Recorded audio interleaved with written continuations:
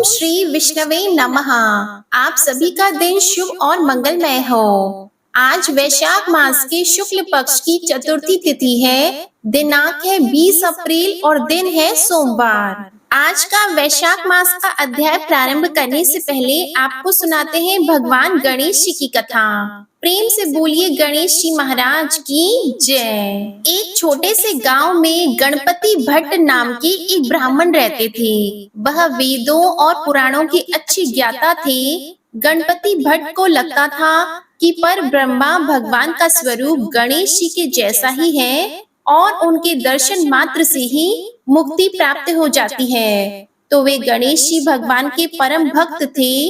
एक बार गणपति भट्ट ब्रह्म पुराण पढ़ रहे थे तो उसमें लिखा था कि नीलगिरी में भगवान जगन्नाथ परम ब्रह्मा के रूप में प्रकट हुए हैं। व्यक्ति को उनके दर्शन मात्र से ही मोक्ष की प्राप्ति हो जाती है। उनके दर्शन करने वालों को कभी भी यमराज के सामने नहीं आना पड़ता। तो गणपति भट्ट पर ब्रह्मा के दर्शन के लिए जगन्नाथपुरी की यात्रा पर चल पड़े। मार्ग में भीख मांगकर जो कुछ भी प्राप्त होता उससे अपने पेट की भूख शांत कर लेते। अगर किसी दिन भोजन नहीं मिलता तो पत्ते खाकर और जल पीकर ही भूख मिटा लेते। लंबी यात्रा करते करते गणपति भट्ट जगन्नाथपुरी के प्रवेश द्वार अथरनाला पहुंच गए। अथरनाला के विषय में मान्यता है कि जो भी इस स्थान को पार करके पुरी धाम पहुंचता है उसे कभी भी यमराज दंड नहीं देते। तो गणपति भट्ट वहां पर रुक गए। स्नान करने के बाद में कुछ समय के लिए परम ब्रह्मा का ध्यान करने के लिए वहां पर बैठ गए। तो उन्होंने देखा कि कुछ श्रद्धालु जगन्नाथ मंदिर की ओर से आ रहे हैं। सभी बहुत ही प्रसन्न लग रहे हैं और उनके चेहरे पर संतुष्टि के भाव थे। उनके हाथ में जगन्नाथ जी का प्रसाद था। तो गणपति भट्ट ने उन भक्तों से पूछा कि आप लोग कहाँ से आ रहे हैं। तो उन श्रद्धालुओं ने कहा कि हम जगन्नाथ मंदिर के दर्शन करने के पश्चात आज 5 दिनों के बाद वापस अपने घर लौट रहे हैं। जगन्नाथ जी के दर्शन करके हम बहुत ही प्रसन्न हैं। तो गणपति भट्ट ने हैरान होकर उनसे पूछा कि क्या वहां आपको परम ब्रह्मा के दर्शन हुए। तो श्रद्धालु कहने लगे कि हाँ, हम लोगों ने वहां परम ब्रह्मा के दुर्लभ दर्शन किए हैं। तो उनकी बात सुनकर गणपति भट्ट ने फिर पूछा कि क्या आपने वहां पर परम ब्रह्मा के दर्शन ही किए हैं। तो सभी ने प्रशंसित होकर बताया कि हाँ, हम सभी ने वहां पर परम ब्रह्मा के दर्शन ही तो किए हैं। तो गणपति भट्ट विचार करने लगे कि यह कैसे हो सकता है। अगर इन भक्तों ने परम ब्रह्मा के दर्शन किए हैं तो यह लोग अपने घर की ओर वापस कैसे लौट रहे हैं। इनको तो परम ब्रह्मा में विलीन हो जाना चाहिए था। फिर उन्होंने पुराण में दोबारा पढ़ा। उसमें लिखा था कि जो भी परम ब्रह्मा के दर्शन करता है उसे मोक्ष प्राप्त हो जाता है। तो फिर यह लोग दर्शन करने के बाद अपने घर कैसे लौट सकते हैं। अब गणपति भट्ट का मन मस्तिष्क उस समय भ्रमित हो रहा था। उनकी समझ में कुछ भी नहीं आ रहा था कि क्या सही है और क्या गलत है। एक पल के लिए उनके मन में विचार आया कि मेरा तो इतनी दूर आना व्यर्थ हो गया। आत्महत्या करके अपना शरीर त्याग देता हूँ। फिर उन्हें पुनः ध्यान आया कि पुराणों में लिखा है कि आत्महत्या नहीं करनी चाहिए। उधर पुरी में बैठे जगन्नाथ जी भगवान समझ गए कि मेरा भक्त तो भ्रमित हो गया है। तो उन्होंने एक ब्राह्मण का रूप धारण किया और गणपति भट्ट के पास जा पहुँचे। वहां जाकर कहने लगे कि आप इतने विचलित क्यों लग रहे हैं। तो गणपति भट्ट ने उनकी ओर देखकर पहले तो उन्हें बड़े ही आदर पूर्वक प्रणाम किया और फिर कहा कि मैंने तो पुराणों में पढ़ा है कि नीलगिरी में परम ब्रह्मा के दर्शन होते ही मोक्ष की प्राप्ति होती है। लेकिन मुझे तो यहाँ आकर पता चला है कि यहाँ कोई परम ब्रह्मा है ही नहीं। तो ब्राह्मण पूछने लगा कि आपको ऐसा क्यों लगता है। तो गणपति भट्ट कहने लगे कि मैंने पढ़ा है कि जो भी व्यक्ति परम ब्रह्मा के दर्शन करता है उसका शरीर तो परम ब्रह्मा में विलीन हो जाता है। लेकिन मैंने तो भक्तों को उनके दर्शन के बाद अपने घर की ओर जाते हुए देखा है। अगर वास्तव में यहाँ कोई परम ब्रह्मा होता है तो वह लोग घर कैसे जा रहे थे। उन्हें मुक्ति क्यों नहीं मिली। तो ब्राह्मण के वेश में आए जगन्नाथ जी मुस्कुराते हुए बोले कि भगवान जगन्नाथ को कल्पतरु के नाम से भी जाना जाता है, अर्थात वे सबकी इच्छाएं पूर्ण करते हैं। इसलिए जो भक्त दर्शन करने के बाद घर लौटने की इच्छा से आता है वह वापस घर लौट जाता है। जिनकी जैसी कामना थी जगन्नाथ जी ने उनकी मनोकामना पूर्ण कर दी। जगन्नाथ जी के धाम में जो भक्त जैसी इच्छा लेकर जाता है उसे उसी के अनुसार फल मिलता है। इसलिए यह मत सोचो कि यहाँ परम ब्रह्मा के दर्शन नहीं होते। तो ब्राह्मण की बात सुनकर गणपति भट्ट का मन बदल गया और वह जगन्नाथ जी के दर्शन करने के लिए जगन्नाथपुरी धाम की ओर चल पड़े। जिस दिन गणपति भट्ट जगन्नाथ मंदिर में सिंह द्वार पर पहुँचे उस दिन संयोग से स्नान पूर्णिमा थी। उस समय जगन्नाथ जी बलभद्र और सुभद्रा माता को स्नान मंडप में ले जाकर स्नान करवाया जा रहा था।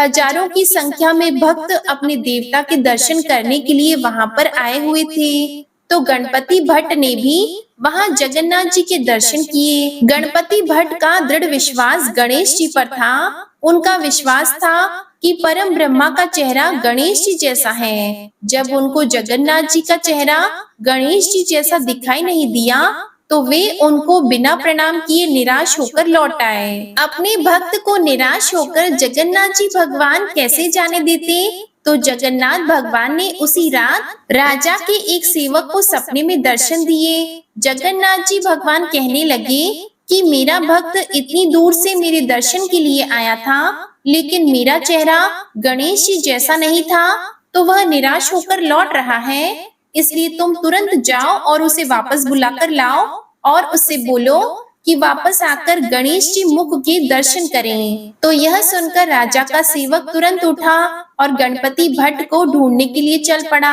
गणपति भट्ट बहुत ही उदास होकर जा रहा था, तो उसके पास पहुंचकर वह कहने लगा कि आप तो बहुत ही भाग्यशाली हैं। जगन्नाथ भगवान आपको स्वयं दर्शन देना चाहते हैं, अतः आप मेरे साथ पुनः मंदिर चलें, जहां आपको परम ब्रह्मा के दर्शन होंगे, जहां भगवान परम ब्रह्मा के रूप में सभी को दर्शन देते हैं और आप वहां से लौट रहे हैं। ऐसा कैसे हो सकता है? चलो आप मेरे साथ भगवान के दर्शन करने के बाद ही जाना। तो गणपति भट्ट कहने लगे कि वहाँ परम ब्रह्मा कहाँ है? उनका चेहरा गणेश जी जैसा नहीं है और मेरा दृढ़ विश्वास है कि परम ब्रह्मा का चेहरा गणेश जी के मुख के समान है। मुझे तो उनके चेहरे पर सूंड भी दिखाई नहीं दी। फिर तुम मुझे वापस लौटने के लिए क्यों कह रहे हो? तो मुदीरत कहने लगे कि आप एक बार दोबारा मंदिर जाएं, आपको इस बार परम ब्रह्मा के स्वरूप में गणेश जी का चेहरा दिखाई देगा। इस तरह राजा के सेवक के बार बार अनुरोध करने पर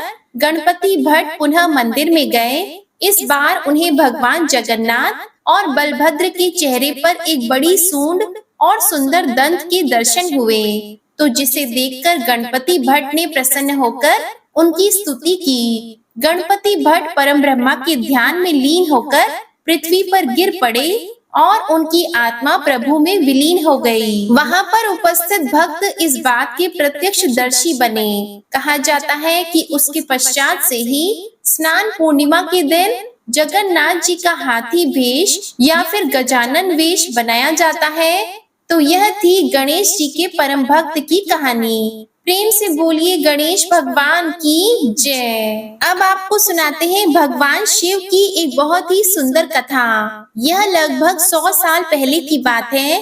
कर्नाटक के बहुत दूर दक्षिण क्षेत्र में अपनी बूढ़ी माँ के साथ एक योगी रहा करते थे। उनकी माँ की बहुत इच्छा थी कि वे काशी जाएं, ताकि वह विश्वनाथ जाकर शिव जी की गोद में अपने प्राण त्याग सके। इसके अलावा उन्होंने अपने जीवन में अपने बेटे से कभी कुछ नहीं मांगा था। एक दिन उन्होंने अपने बेटे से कहा, बेटा मैं बूढ़ी हो रही हूँ, मुझे काशी ले चलो, मैं वहीं जाकर मरना चाहती हूँ। तब योगी ने अपनी बूढ़ी माँ की इच्छा पूरी करने का निश्चय किया और अपनी बूढ़ी माँ के साथ दक्षिण कर्नाटक के जंगलों से होते हुए काशी के लिए एक लंबी यात्रा शुरू कर दी। एक तो बुढ़ापा, ऊपर से इतनी थकावट भरी लंबी यात्रा, उनकी माँ का स्वास्थ्य बिगड़ गया। तब उन्होंने रास्ते में अपनी माँ को अपने कंधे पर बिठा लिया कुछ दूर तक तो वे बिना परेशानी के चलते रहे, लेकिन जाहिर तौर पर उन्होंने थोड़ी देर के बाद अपने शरीर में कुछ कमजोरी महसूस की। उन्हें ऐसा लगा मानो अब वे आगे एक कदम भी नहीं चल पाएंगे। अब उनके पास ऐसे में भगवान शिव से प्रार्थना करने के बजाय और कुछ भी चारा नहीं बचा। उन्होंने मन ही मन प्रार्थना की, हे भोलेनाथ, हे शिव जी, मुझे मेरे इस प्रयास में असफल मत होने देना। बस एक यही चीज तो है जो पूरे जीवन भर में मेरी माँ ने मुझसे मांगी है। कृपया मुझे मेरी माँ की इच्छा पूरी करने दीजिएगा। मैं अपनी माँ को काशी ले जाना चाहता हूँ। हम वहाँ सिर्फ आप ही के दर्शन करने आ रहे हैं। प्रभु कृपया मुझे हिम्मत दीजिए। ऐसा मन में विचार कर प्रार्थना करके तब उन्होंने आगे चलना शुरू किया। जब जैसे ही आगे चले तो पीछे से एक घंटे की आवाज उन्हें सुनाई दी। लगा कोई बैलगाड़ी पीछे पीछे आ रही हो। उस धूल के गुबार में से उन्हें एक बैलगाड़ी आती हुई दिखाई दी, जिसे एक बैल खींच रहा था, जो थोड़ा अजीब था, क्योंकि एक बैल वाली बैलगाड़ी छोटे रास्तों के लिए होती है। जब सफर लंबा और जंगली इलाके से होते हुए हो तो हमेशा दो ही बैल गाड़ी को खींचा करते हैं, लेकिन जब आप लंबी यात्रा करते समय लगातार चलते रहने के कारण थके हुए होते हैं तो भला इतनी गहरी गहरी बातों को सोचने की फुर्सत ही कहाँ होती है। वह गाड़ी नजदीक आई, लेकिन वे उस बैलगाड़ी के चालक को देख नहीं पाए, क्योंकि चालक लबादे में था और बाहर धुंध भी थी। योगी ने कहा, मेरी माँ बीमार है, क्या हम आपकी खाली गाड़ी में बैठकर यात्रा कर सकते हैं? तो अंदर बैठे व्यक्ति ने केवल सिर हिलाकर हाँ कर दिया और इस प्रकार योगी और उनकी माँ दोनों बैलगाड़ी में बैठ गए। अब बैलगाड़ी आगे बढ़ने लगी। कुछ देर के बाद योगी का ध्यान इस ओर गया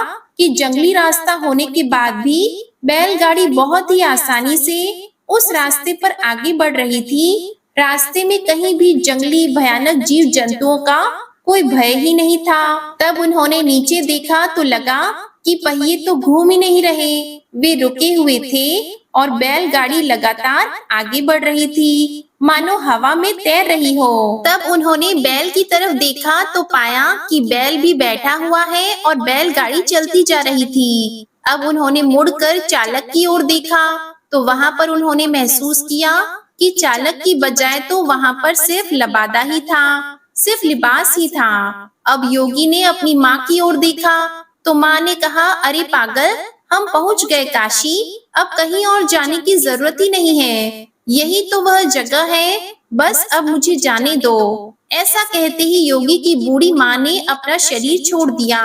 देखते ही देखते वह बैल, बैलगाड़ी और चालक सब कुछ अदृश्य हो गए। योगी अपने गांव लौट आया। लोगों ने सोचा, यह इतनी जल्दी लौट कर आ गया है, अवश्य ही अपनी माँ को बीच रास्ते में ही कहीं छोड़ कर आया होगा और उसे काशी लेकर ही नहीं गया होगा। उन्होंने योगी से पूछा, कहो अपनी माँ को कहाँ छोड़कर आ गए? तब योगी ने बताया कि हमें वहाँ जाना ही नहीं पड़ा, भगवान शिव जी खुद आए थे हमारे लिए। योगी की बात सुनकर लोगों ने उनका मजाक उड़ाया, कहने लगे, क्या बकवास है? योगी ने उत्तर दिया कि मुझे फर्क नहीं पड़ता कि आप लोग क्या सोचते हैं, वो हमारे लिए आए थे और यही सच है। मेरा जीवन तो ज्योतिर्मय हो गया। यह बात मैं बस अपने अंदर में जानता हूँ, आप कोई भी इस बात को नहीं जान सकते, आप समझ ही नहीं सकते।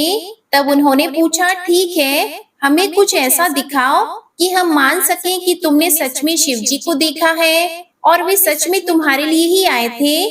तब योगी ने कहा, मैं नहीं जानता, मैंने उन्हें नहीं देखा, मैंने सिर्फ एक लिबास देखा था, लबादा देखा था और वहाँ पर कोई चेहरा ही नहीं था, वहाँ कुछ भी नहीं था, वह बिल्कुल खाली था। वहाँ पर जितने लोग बात कर रहे थे, जिन्होंने भी योगी से प्रश्न किए थे, उन्होंने अचानक देखा कि खुद योगी वहाँ पर नहीं थे, बल्कि उनके सिर्फ कपड़े ही, उनका लिबास ही वहाँ पर दिखाई पड़ रहा था और वे दक्षिण भारत के महान संत बने। जहाँ भी वह जाते, लोग उन्हें बिना चेहरे वाले योगी के रूप में जाना करते थे। अब सुनिए एक और कहानी, जो कि भगवान शिव के भक्त कुबेर की कहानी है। कुबेर यक्षों के राजा थे।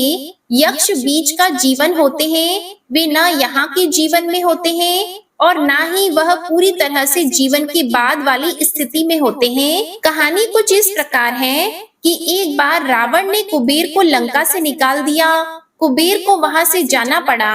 अपना राज्य और प्रजा खोने की निराशा में उन्होंने शिवजी की पूजा आराधना शुरू कर दी और वह एक शिव भक्त बन गए। भगवान शिव भी अपने भक्तों पर सदा दया का भाव रखते हैं, तो उन पर भी भगवान ने दया का भाव दिखाते हुए उन्हें एक अन्य राजा और संसार का सारा धन दे दिया। इस प्रकार कुबेर संसार के सबसे अमीर व्यक्ति बन गए। धन मतलब कुबेर। यह कुछ इस प्रकार देखा जाने लगा, यानी कि जिसके पास धन होता है लोग उसे कुबेर समझते हैं। इस तरह कुबेर शिवजी के महान भक्त बन गए।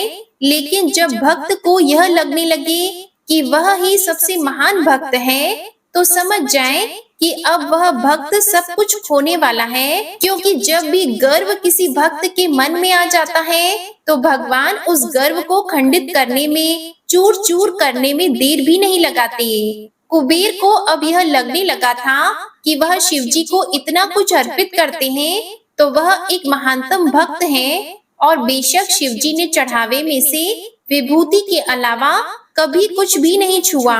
लेकिन कुबेर खुद को महान समझने लगे, क्योंकि वह शिवजी को इतना कुछ चढ़ावे के रूप में भेंट किया करते थे।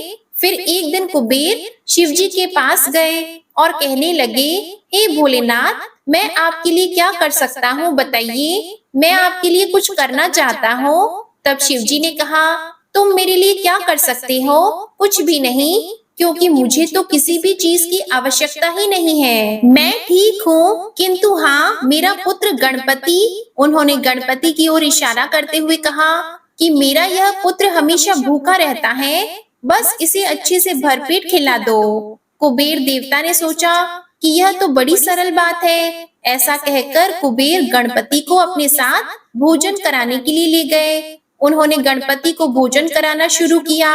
गणपति खाते गए, खाते ही चले गए।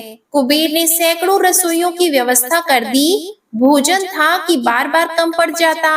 बहुत अधिक मात्रा में भोजन बनाना शुरू किया गया और यह सारा का सारा गणपति के आगे परोसा गया और वे खाते रहे। यह सब देखकर कुबेर देवता अब चिंतित हो गए। उन्होंने कहा, रुक जाओ, अगर तुम इतना खाओगे तो तुम्हारा पेट फट जाएगा। गणपति ने कहा, कुबेर जी, आप चिंता मत कीजिए। देखिए, मैंने एक सांप को एक कमर पेटी के रूप में बांध रखा है, तो आप मेरे पेट की चिंता मत करें, यह नहीं फूटने वाला। मुझे तो जोर से भूख लगी है, आप बस मुझे खाना खिलाइए। आप ही ने तो कहा था कि आप मेरी भूख मिटा सकते हैं। तो कुबेर ने अपना सारा धन खर्च कर दिया। कहते हैं कि कुबेर ने दूसरे लोगों से भी भोजन मंगवा कर गणपति को खिलाया।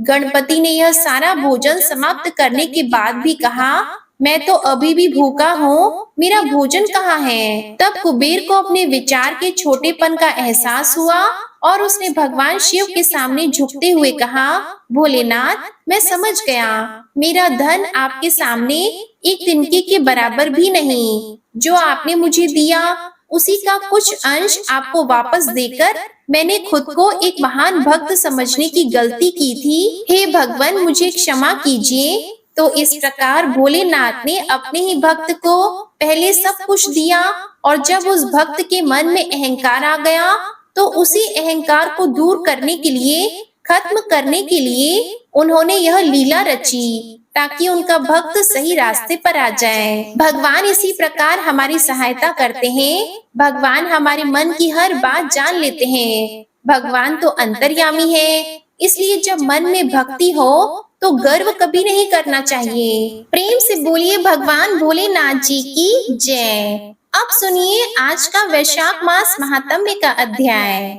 श्री सूत जी कहते हैं, इस प्रकार सब तीर्थों का दर्शन करके आए हुए अर्जुन के मन में महानदी सुवर्ण मुखरी ने कई गुना आनंद बढ़ा दिया। उस नदी के पूर्व तट पर अर्जुन ने एक ऊंचा पर्वत देखा जो कालहस्ती के नाम से प्रसिद्ध है। उस महानदी में स्नान करके वे पर्वत के शिखर पर गए और वहां देव पूजित कालहस्तीश्वर नामक महादेव जी का दर्शन किया। पार्वती जी के साथ महादेव जी का भक्ति युक्त चित्त से पूजन करके वे कृतार्थ हो गए। इसके बाद अर्जुन वहां के अभूतपूर्व पदार्थों का दर्शन करने के लिए उस पर्वत पर घूमने लगे। वहां पर्वतीय शिखरों पर एकांत प्रदेश में उन्होंने शिव जी के ध्यान में तत्पर हुए अनेक दिव्य योगियों का दर्शन किया। साथ ही इंद्रियों को संयम में रखने वाले अनेकों शांत मुनियों को भी देखा। उनमें कोई तो निराहार रहते थे, कोई वायु पीते थे, कोई पत्ते चबाते थे और कोई सूर्य की धूप के ही आहार पर निर्वाह करते थे। उसके बाद उस पर्वत के दक्षिण भाग में घूमते हुए उन्होंने महर्षि भारद्वाज का पवित्र आश्रम देखा, जो सब प्रकार की लक्ष्मी से सुशोभित था। कौतुक का तो वह एकमात्र स्थान था। सिंह, हाथी, व्याघ्र, चीता, रूरू, रंकू तथा अन्य मृगों से भरा हुआ था और वे सभी जीव आपस का सहज वैर भुलाकर एक दूसरे का हित साधन करते थे। उस आश्रम को देखकर पांडुनंदन अर्जुन ने तपस्वियों के प्रभाव की प्रशंसा की। अनेक श्रेष्ठ ब्राह्मण उस यात्रा में अर्जुन के साथ थे। उन सभी मित्रों के साथ उन्होंने आश्रम में प्रवेश किया और अपने सामने ही अनेक मुनियों से घिरे हुए प्रज्वलित अग्नि के समान तेजस्वी भारद्वाज जी को बैठे देखा। उनके सब अंगों में भस्म लगा हुआ था और कंधे पर मृग चर्म का उत्तरीय शोभा पा रहा था। इससे वे नूतन श्याम मेघ से आच्छादित कैलाश की भांति सुशोभित हो रहे थे। सुवर्ण के समान पीले रंग की लंबी जटाओं से प्रकाशमान थे। उन्हें देखकर ऐसा जान पड़ता था मानो श्रुति, स्मृति और पुराणों के अर्थों ने एकीभूत होकर मुनि का शरीर धारण कर लिया हो। वे दिव्य ज्ञान के शुभ आश्रय थे। धृति, शांति, दया, तुष्टि और शांति आदि सद्गुण नित्य उनकी सेवा में रहते थे। वे अखंड ब्रह्म तेज से दैदीप्यमान हो रहे थे। अर्जुन ने धीरे धीरे निकट जाकर मुनि के चरणाविंदों के आगे पृथ्वी पर गिरकर साष्टांग प्रणाम किया। अपने आश्रम पर आए हुए कुंती नंदन अर्जुन को मुनि ने स्वयं उठाकर अभ्युदय का आशीर्वाद दिया। उस समय उनका मन हर्षो उल्लास से परिपूर्ण था। यथा योग्य अर्घ आदि प्रस्तुत करके मुनि ने अपने प्रिय अतिथि का सत्कार किया और एक आसन की ओर संकेत करके उन्हें उस पर बिठाया। जब वे बैठ गए तब उनसे स्वास्थ्य संबंधी कुशल प्रश्न किया। इसके बाद अर्जुन भोजन करके तपोनिधि भरद्वाज मुनि के समीप ही बैठे और कथा सुनने के कौतूहल से दिन का शेष भाग वहीं व्यतीत किया। इसके बाद साय संध्या करके अग्नि में आहुति देकर अपने साथ आए हुए ब्राह्मणों सहित वे मुनि के कुटीगृह में गए और वहां उनके आशीर्वाद से आनंदित होकर बैठे। उस समय सुवर्ण मुखरी नदी के शीतल जल को छूकर चलने वाली ठंडी वायु से अर्जुन को बड़ा हर्ष प्राप्त हो रहा था। श्री सूत जी कहते हैं, अर्जुन ने सुख पूर्वक बैठे हुए भरद्वाज मुनि को प्रणाम करके विनय पूर्वक यह गंभीर वचन कहा, हे मुनि श्रेष्ठ, इस संसार में एकमात्र मैं ही धन्य हूँ जिसका आपने अपने पुत्र के समान भली भांति आदर किया है। भगवान, यह महानदी किस पर्वत से प्रकट हुई है और कौन इसे ले आया है तथा इसमें स्नान दान आदि करने से कौन सा पुण्य प्राप्त होता है? तब भरद्वाज जी ने कहा, हे महाबाहु अर्जुन, तुम कौरव कुल को पवित्र करने वाले हो और धर्मपुत्र युधिष्ठिर के छोटे भाई हो। मैंने अनेक राजा देखे हैं, परंतु वे तुम्हारे समान लीला युक्त सरलता, दया, उदारता, धीरता और गंभीरता आदि गुणों से सुशोभित नहीं थे। कुल, विद्या और धन ये बलवान पुरुषों के अभिमान में कारण होते हैं, परंतु तुम्हारे जैसे कल्याणमय पुरुषों के लिए वे भी नम्रता लाने में कारण हुए हैं। राजन, मैंने मुनियों के मुख से जो दिव्य कथा सुनी है वह तुमसे कहता हूँ, उसे सुनो। पूर्व काल की बात है, दक्ष कुमारी सती अपने पिता से अपमानित होकर शरीर त्याग कर हिमालय की पुत्री के रूप में उत्पन्न हुई। फिर सप्त ऋषियों ने आकर जब प्रार्थना की तब गिरिराज हिमालय विवाह के समय अपनी पुत्री भगवान शंकर को देने को तत्पर हुए। उसके बाद जगदीश्वर शिव पार्वती को ब्याह लाने के लिए हिमालय के निवास स्थान पर गए। उस समय स्थावर जंगम सभी प्राणी भगवान शिव के मंगलमय विवाह का अभिनंदन करने के लिए वहां उपस्थित हुए। उन सबके भारी भार से उत्तर की भूमि नीची हो गई और दक्षिण की भूमि भार न होने से अत्यंत हल्केपन के कारण ऊंची हो गई। इससे सबको बड़ा भय हुआ। तब महादेव जी ने अगस्त जी के पास जाकर कहा, मुने, यह पृथ्वी अधिक भार से दबकर विकृत अवस्था को प्राप्त हो गई है। तुम ही इसको बराबर करने में समर्थ हो, इसलिए मेरे कहने से इस पृथ्वी को बराबर करो। तब बहुत अच्छा कहकर भगवान शिव को प्रणाम करके अगस्त जी दक्षिण दिशा में चले गए। विंध्य गिरी को लांघकर अगस्त जी के दक्षिण दिशा में जाते ही पृथ्वी समभाव को प्राप्त हो गई। इसके बाद अगस्त्य जी ने आगे जाकर किसी ऊंचे पर्वत को देखा जो अपनी फैली हुई घाटियों से पृथ्वी को धारण करके स्थित था। वे धीरे धीरे उस पर्वत पर चढ़ गए और उसके मनोहर शिखर की सुरम्य स्थली में उन्होंने रहने का विचार किया। वहां अमृत के समान जल से भरा हुआ एक सरोवर था जिसमें पद्मा और उत्पल आदि फूलों की शोभा फैली हुई थी। उसके चारों ओर बहुत से वृक्ष लगे थे। अगस्त्य जी ने उसी सरोवर के उत्तर तट पर एक मनोहर भूभाग में उत्तम आश्रम बनाकर तथा पितरों, देवताओं, ऋषियों और वास्तुदेव का विधि पूर्वक पूजन करके मुनि समुदाय के साथ उसमें दीर्घ काल तक निवास किया। तपस्या में मन की वृत्तियों को लगाकर वहां की तपोवन में जब अगस्त्य मुनि रहने लगे तब वह उत्तम सौभाग्य से सुशोभित पर्वत अगस्ती शैल के नाम से प्रसिद्ध हुआ। भरद्वाज जी कहते हैं, एक दिन मुनिवर अगस्त्य जी पूर्वान काल का नित्य नियम पूरा करके भगवान शिव की आराधना करने के लिए देव मंदिर में गए। उसी समय आकाशवाणी हुई, मुने, यह प्रदेश नदी से हीन है, इसलिए ज्ञान विज्ञान से रहित केवल शरीरधारी ब्राह्मण की भांति दक्षिणाहीन दीक्षा और चांदनी शून्य रात्रि के समान शोभा नहीं पाता। इसलिए तुम संपूर्ण लोगों का हित करने के लिए इस भूभाग में कोई ऐसी नदी बहाओ जो अगाध पाप राशि जनित भय का निवारण करके सदैव सुशोभित रहे।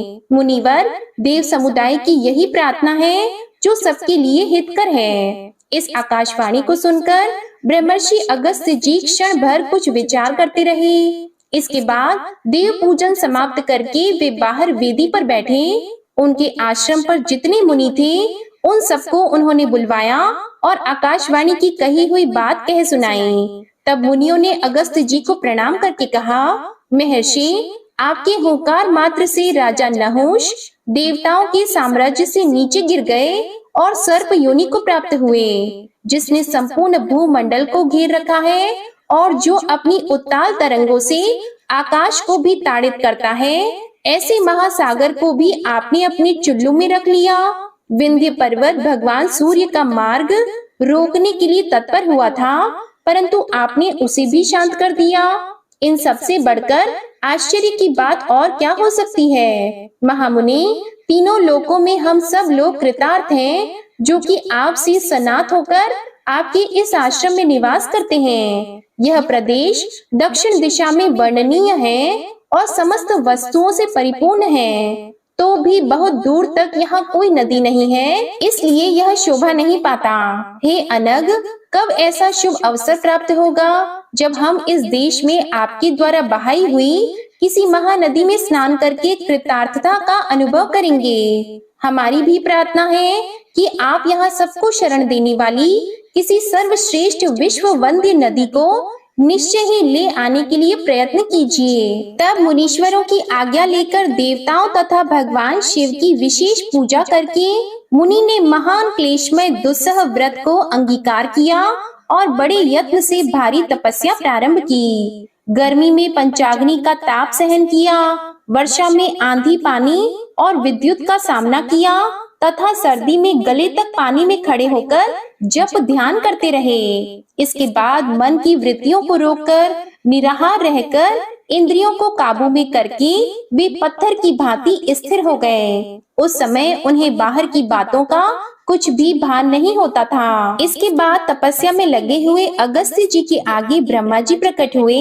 उन्हें देखकर मुनि ने प्रणाम किया और अनेक प्रकार के स्तोत्रों द्वारा स्तुति की। तब विनय अवनत अगस्त्य जी की ओर देखकर प्रसन्न वदन होकर ब्रह्मा जी ने पवित्र वाणी में कहा, उत्तम व्रत का पालन करने वाले महर्षि, तुम्हारे इस दुष्कर तप से मैं बहुत संतुष्ट हूँ। तुम्हें जो जो अभीष्ट हो वह मांगो, मैं उसे दूंगा। तब अगस्त्य जी बोले, प्रभु आपकी कृपा से मुझे सब कुछ प्राप्त है, किंतु इस प्रदेश को नदी से हीन देखकर मेरे मन में खेद होता है। हे देवेश्वर, यहाँ की भूमि को पवित्र और सुरक्षित करने में समर्थ किसी महानदी को प्रकट करने की कृपा करें, यही मेरे लिए अभीष्ट वर है। अगस्त्य जी का वचन सुनकर ब्रह्मा जी ने कहा, ऐसा ही होगा। फिर उन्होंने अपने मन से आकाश गंगा का स्मरण किया और जब वह उनके आगे आकर खड़ी हो गई तब उससे कहा, हे गंगे, संसार का उपकार करने वाले कार्य में संलग्न होने के लिए मैं तुम्हें आज्ञा देता हूँ। इस नदीहीन देश में सब लोगों के हित के लिए कोई नदी प्रवाहित करने के लिए ये अगस्त्य जी तपस्या और चेष्टा कर रहे हैं। इसलिए तुम अपने एक अंश से पृथ्वी पर उतरकर अगस्त्य जी के दिखाए हुए मार्ग से जाओ और यहाँ के रहने वाले मनुष्यों को पवित्र करो। समस्त नदियों में तुम्हारा श्रेष्ठ स्थान हो और तुम अपनी शरण में आए हुए लोगों की रक्षा करो। इस प्रकार कहकर ब्रह्मा जी उस आकाश गंगा और अगस्त्य मुनि के द्वारा किए गए प्रणाम, पूजा तथा विशेष स्तुतियों से अभिनंदित होकर वहां से अंतर ध्यान हो गए। इसके बाद मुनीश्वर अगस्त्य जी के आगे अपने अंश से उत्पन्न दिव्य तेजोमय मूर्ति का दर्शन कराकर आकाश गंगा ने कहा, मुनीश्वर, यह मेरा अंश है, यह पृथ्वी पर पहुंचकर नदी रूप में परिणत हो तुम्हारा मनोरथ पूर्ण करेगा। ऐसा कहकर आकाश गंगा तो चली गई और उनके अंश से उत्पन्न हुई दिव्य मूर्ति ने पूछा, मुने, मुझे किस मार्ग से चलना होगा? तब मुनि ने कहा, हे कल्याणी, मैं आगे आगे चलकर तुम्हारे जाने योग्य मार्ग दिखाऊंगा, तुम मेरे पीछे पीछे आओ। इसके बाद मुनिवर अगस्त्य जी अत्यंत प्रसन्नचित्त होकर गंगा जी को अभीष्ट मार्ग दिखलाते हुए आगे आगे चले। उस नदी को देखकर उस भूमि के निवासी मनुष्य बड़े प्रसन्न हुए। अहो, हमारे सौभाग्य से यह सुधा के समान मधुर और निर्मल जल प्राप्त हुआ।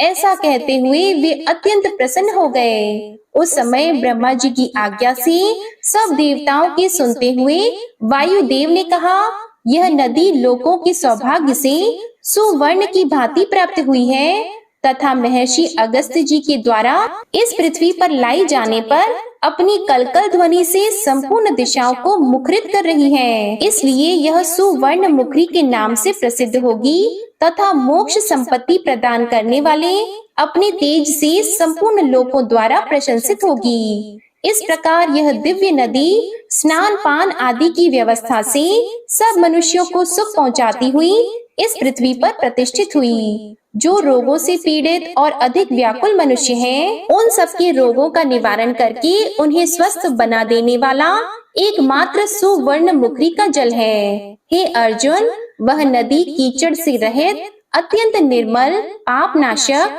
मंगल युक्त और अत्यंत स्वादिष्ट अमृत के समान जल धारण करती है। अगस्त्य पर्वत से इसकी उत्पत्ति हुई है और उत्तम तीर्थ समूहों से सुशोभित होकर यह दक्षिण समुद्र में जाकर मिली है। महर्षि अगस्त्य इस नदी का दक्षिण समुद्र से संगम कराकर इसकी स्तुति करके कृतार्थता का अनुभव करते हुए पुनः इच्छा अनुसार अपने आश्रम पर लौट आए। तब अर्जुन ने कहा, हे भगवान, आपने इस महानदी की उत्पत्ति का वृतांत कहा, अब मैं इसके प्रभाव को सुनना चाहता हूँ। तब भारद्वाज जी बोले, हे पांडुनंदन, 100 योजन दूर से भी इस सुवर्ण मुखरी का स्मरण करके मनुष्य सब पापों से मुक्त हो जाता है। यदि सुवर्ण मुखरी के जल में देहधारियों की अस्थि डाल दी जाए तो वह उनके ब्रह्म लोक पर चढ़ने के लिए सीढ़ी बन जाती है। सुवर्ण मुखरी का स्मरण करते हुए मनुष्य जहाँ कहीं भी अन्य जलों में स्नान कर ले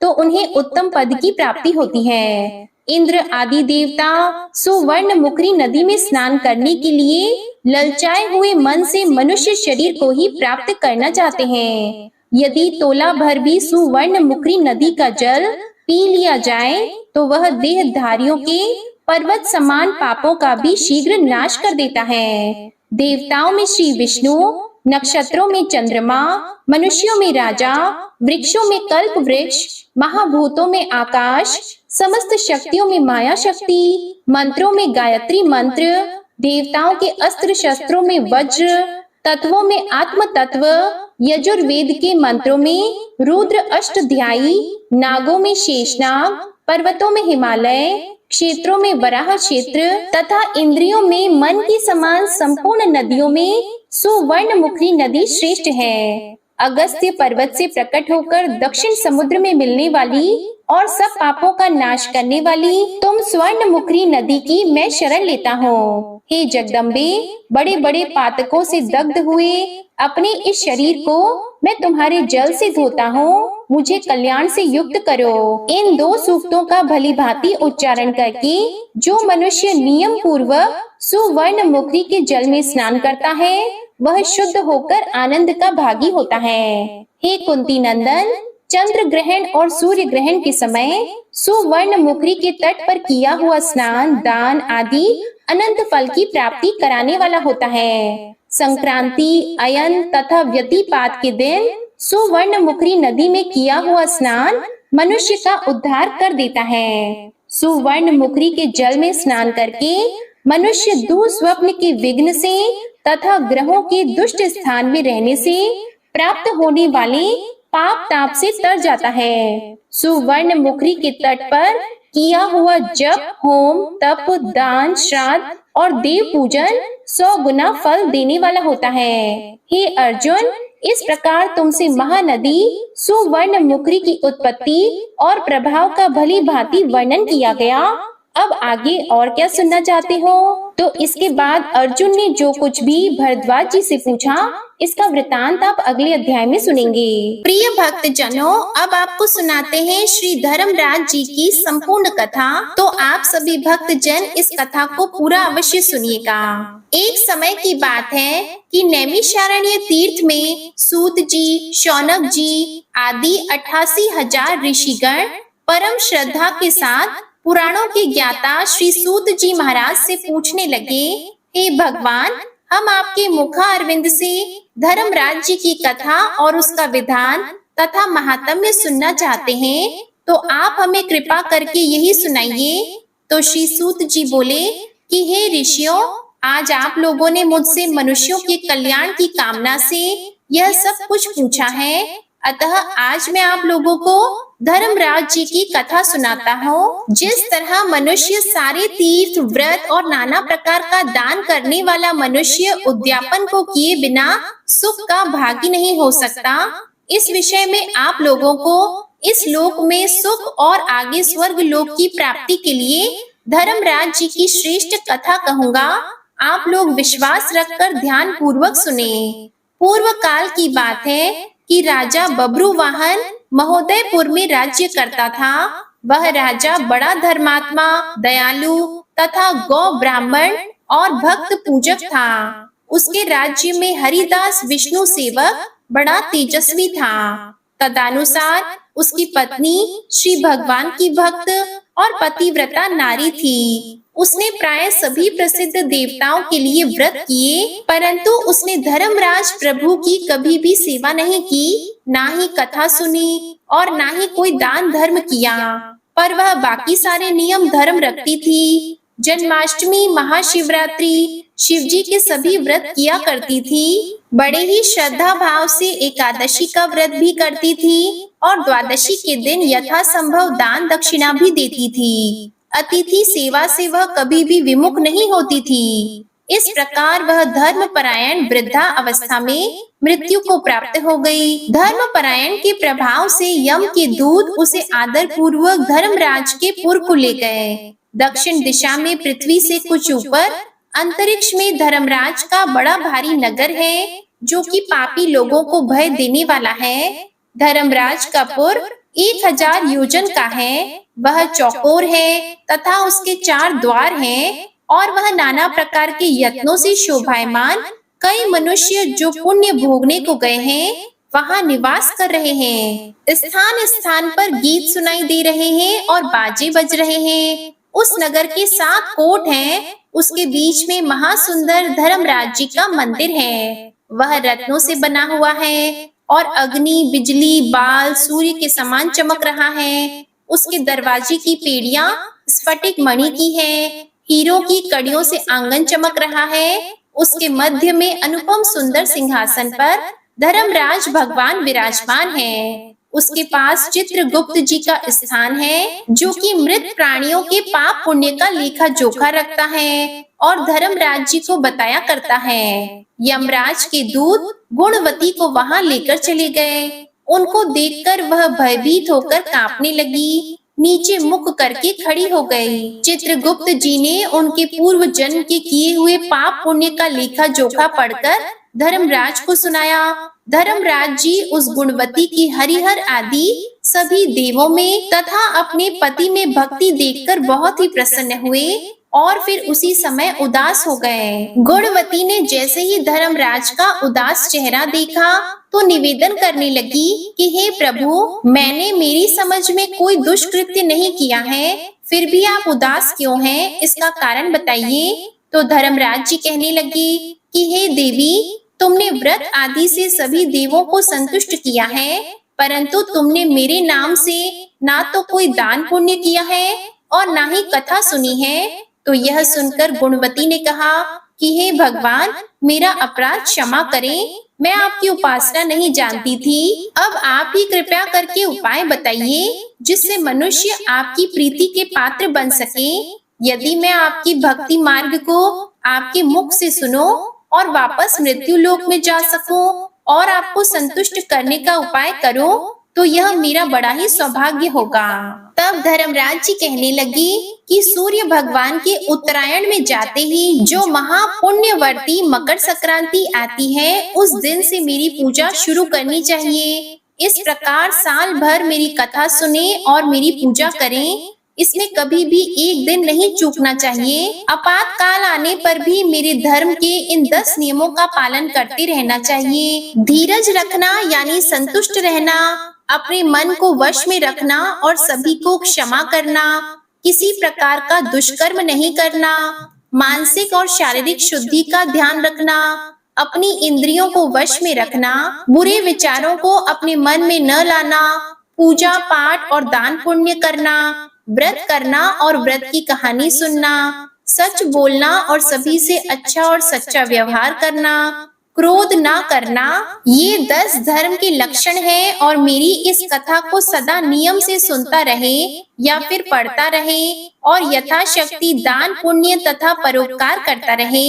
जब साल भर बाद में फिर मकर संक्रांति आए तब उद्यापन कर दे। सोने की या फिर जितना भी सामर्थ्य हो चांदी की मूर्ति बनवाकर किसी विद्वान ब्राह्मण के द्वारा पूजन हवन आदि करवाना चाहिए। मूर्ति की प्राण प्रतिष्ठा करवाकर पंचामृत से स्नान करा के षोडश उपचार से उसकी पूजा करनी चाहिए। साथ में चित्रगुप्त जी की भी पूजा करनी चाहिए और सफेद काले तिलों के लड्डुओं का भोग लगाना चाहिए। हमारी पूर्ण पुष्टि के लिए ब्राह्मण को भी भोजन करवाना चाहिए। बांस की टोकरी में 5 सेर अनाज का दान करें। साथ ही किसी जरूरतमंद को गद्दा, तकिया, कंबल, लोटा या वस्त्र आदि का दान करें। संभव हो तो गौदान करें। धनवान व्यक्ति और भी दान करें तो अति उत्तम होता है। तो गुणवती धर्मराज जी की सारी बात सुनकर कहने लगी कि यह बात है तो मुझे एक बार फिर से संसार में भेजिए जिससे मैं आपकी कथा का प्रचार कर सकूं। तो धर्मराज ने गुणवती को भूलोक पर जाने की स्वीकृति दे दी। उसी समय उसके मृत शरीर से पुनः प्राणों का संचार हो गया और उसके पुत्र कहने लगे कि हमारी माताजी तो जीवित हो गई हैं। इसके बाद गुणवती ने अपने पति और पुत्र को सारी बात बताई जो धर्मराज जी ने मनुष्यों के कल्याण के लिए कही थी। फिर गुणवती ने मकर संक्रांति से विधि विधान से व्रत और धर्मराज जी की प्रतिदिन पूजा और कथा शुरू कर दी। और स्वर्ग जाने के लिए दान पुण्य कर्म आदि करने शुरू कर दिए। इस प्रकार गुणवती साल भर कथा सुनकर धर्म के 10 नियमों का पालन करके मृत्यु उपरांत वापस स्वर्ग में पहुंची तो देवताओं ने गुणवती का बहुत ही आदर सत्कार किया और वह वहां रहकर स्वर्ग के सुखों को भोगती रही। तो सूत जी कहने लगे कि हे ऋषियों, जिस घर में स्त्री या पुरुष इस धर्मराज भगवान की व्रत कथा को श्रद्धा भाव से पढ़ता है तो वह दुखों से मुक्त हो जाता है तथा संपूर्ण दान देने से पाप मुक्त भी हो जाता है। इसमें कोई संशय की बात नहीं है। मृत्यु काल में जो यमदूत लेने आते हैं वह भी उसको आदर पूर्वक लेकर जाते हैं और धर्मराज जी भी उसे सदा सुखी रखते हैं। यदि उन मनुष्यों के कुछ पाप बाकी भी हो तो शीघ्र ही पाप नाशक उपाय बताकर शीघ्र ही पाप मुक्त कराने में सहायक बनते हैं। गरुड़ पुराण आदि में लिखा है कि पापी लोगों को यमदूत भयानक यातनाएं देते हुए लेकर जाते हैं, परंतु धर्मराज जी की कथा वह दान पुण्य धर्मराज मंदिर में करते हैं वे मनुष्य यमपुरी में कभी भी कष्ट नहीं पाते। वह शीघ्र ही स्वर्ग तथा मोक्ष को प्राप्त हो जाते हैं। प्रेम से बोलिए भगवान धर्मराज जी की जय। अब आप सुनिए विष्णु चालीसा का पाठ। विष्णु सुनिए विनय सेवक की चित लाए, कीरत कुछ वर्णन करो दीजिए ज्ञान बताए। नमो विष्णु भगवान खरारी, कष्ट नशावन अखिल बिहारी। प्रबल जगत में शक्ति तुम्हारी, त्रिभुवन फैल रही उजियारी। सुंदर रूप मनोहर सूरत, सरल स्वभाव मोहनी मूरत। तन पर पीतांबर अति सोहत, बैजंती माला मन मोहत। शंख चक्र कर गदा विराजे, देखत दैत्य असुर दल भाजे। सत्य धर्म मद लोभन गाजे, काम क्रोध मद लोभन छाजे। संत भक्त सज्जन मन रंजन, धनुज असुर दुष्टन दल गंजन। सुख उपजाए कष्ट सब भंजन, दोष मिटाय करत जन सज्जन। पाप काट भव सिंधु उतारण, कष्ट नाश कर भक्त उबारण। करत अनेक रूप प्रभु धारण, केवल आप भक्ति के कारण। धरणी धेनु बन तुम ही पुकारा, तब तुम रूप राम का धारा। भार उतार असुर दल मारा, रावण आदित्य को संहारा। आप वराह रूप बनाया, हिरण्याक्ष को मार गिराया।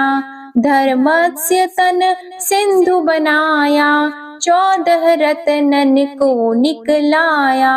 अमिलख असुरन द्वंद मचाया, रूप मोहिनी आप दिखाया। देवों को अमृत पान कराया, असुरन को छवि से बहलाया। कूर्म रूप धर सिंधु मझाया, मंदराचल गिरि तुरत उठाया। शंकर का तुम फंद छुड़ाया, भस्मासुर को रूप दिखाया। वेदन को जब असुर डुबाया, कर प्रबंध उन्हें ढूंढवाया। मोहित बन कर खल ही नचाया, उस ही कर से भस्म कराया। असुर जलंधर अति बलदाई, शंकर से उनकी लड़ाई। हार पार शिव सकल बनाई, कीन सती से छल खल जाई। सुमिरन कीन तुम्हें शिव रानी, बतलाई सब विपत कहानी। तब तुम बने मुनीश्वर ज्ञानी, वृंदा की सब सुरति भुलानी। देख तीन धनुज शैतानी, वृंदा आए तुम्हें लपटानी, हो स्पर्श धर्म क्षति मानी, हना असुर उर शिव शैतानी। तुमने ध्रुव प्रहलाद उबारे, हिरणाकुश आदिक खल मारे, गणिका और अजामिल तारे, बहुत भक्त भव सिंधु उतारे, हरहु सकल संताप हमारे, कृपा करहु हरि सिरजनहारे। देखहु मैं निज दर्श तुम्हारे, दीप बंधु भक्तन हितकारे। चाहता आपका सेवक दर्शन, करहु दया अपनी मधुसूदन। जानो नहीं योग्य जब पूजन, होय यज्ञ स्तुति अनुमोदन। शील दया संतोष सुलक्षण, विदित नहीं व्रत बोध विलक्षण। करहु आपका किस विधि पूजन, कुमति विलोक होत दुख भीषण। करहु प्रणाम कौन विधि सुमिरन, कौन भांति मैं करहु समर्पण। सुर मुनि करत सदा सेवकाई, हर्षित रहत परम गति पाई। दीन दुखिन पर सदा सहाई, निज जन जान लेव अपनाई। पाप दोष संताप नशाओ, भव बंधन से मुक्त कराओ। सुत संपत्ति दे सुख उपजाओ, निज चरणन का दास बनाओ। निगम सदा ये विनय सुनावे, पढ़े सुने सो जन सुख पावे। श्री विष्णु चालीसा समाप्त होती है। प्रेम से बोलिए भगवान विष्णु और माता लक्ष्मी की जय। आपको आज की कथा पसंद आए तो वीडियो को लाइक कीजिएगा, शेयर कीजिएगा, कमेंट में भगवान श्री लक्ष्मी नारायण जी की जय लिखिएगा और चैनल को भी सब्सक्राइब करिएगा। इसी के साथ आज आप हमारे चैनल पर सोमवार की व्रत कथा भी जरूर सुनिएगा। जय श्री राधे कृष्णा।